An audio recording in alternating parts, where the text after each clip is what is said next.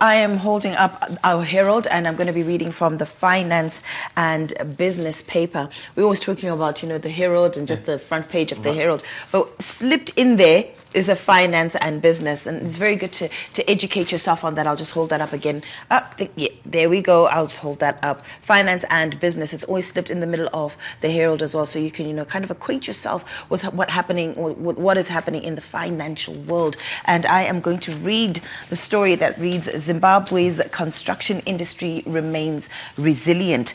Zimbabwe's construction sector is displaying encouraging signs of stability and resilience as sectoral inflation figures remain low even as it navigates global market fluctuations.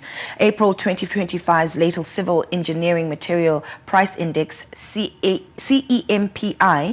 figures from the Zimbabwe National Statistics Agency offer a nuanced picture as domestic price pressures are moderating month to month. We do see a lot of construction happening actually out there, so it's good to see that it's actually coming up. Now, I did talk about financial literacy even for the youth, and there's a headline as well in the middle of the page where it says Old Mutual backs capital markets quiz to foster financially literate youth. And that is a good thing, because a lot of the young people, they want to make money, but they're not literate. They don't know how to do it. So this is one way of getting your way into that. Right. Now we'll look at a story in the H Metro. This is the H Metro, and that is your headline: Satanic, Diabolic, Demonic, Devilish. This is your headline that you have, and we're going to look at this story in detail.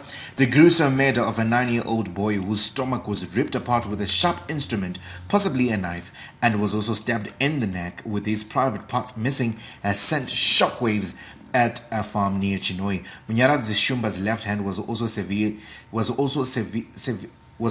severe during the savage attack. The incident happened at Chogi Farm in Nyati near Chinhoyi on Sunday. The boy was herding cattle when he was attacked and killed. Initial reports had suggested was provoked by the cattle which Munyaradzi was herding. The cattle had grazed a neighbor's field.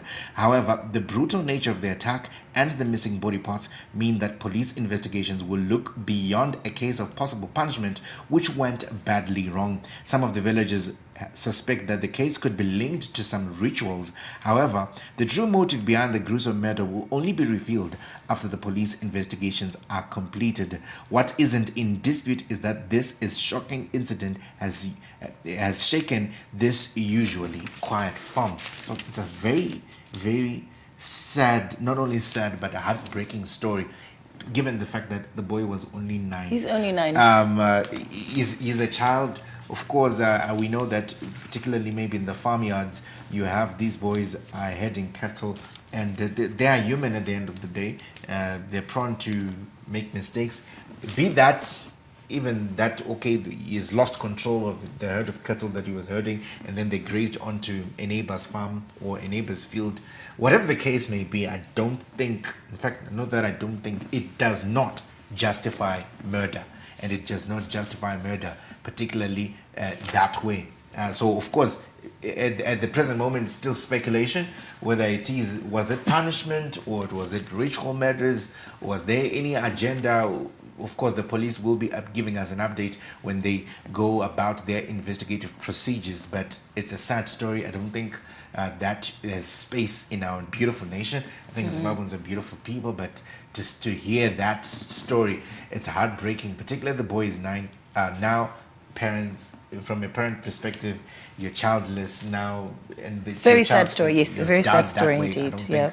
So now, of course, the back page of H Metro. We'll look at the story. The headline is Irvine isn't sulking. That's the Zimbabwe cricket captain.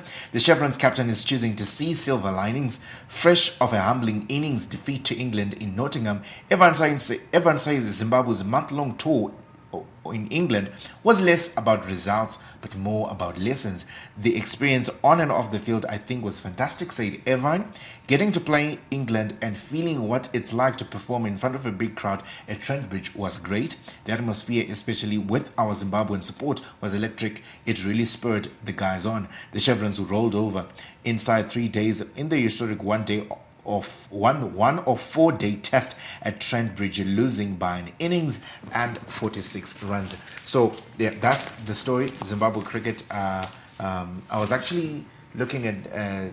Where was it? I was actually looking at some statistics that Zimbabwe cricket, for the first time, I think they're playing the highest number of test matches in the year. They have 11. So far, they've played Bangladesh twice. They've played England. South Africa is going to be coming into the country, and that match is going to be starting on the 28th of June. And we're also going to be having New Zealand come on board as well. So it's a packed season for them. For them. And I think we know that we are lacking behind, but we can only get forward by gaining the much needed experience. And I think so we're on the right path as far as that is concerned.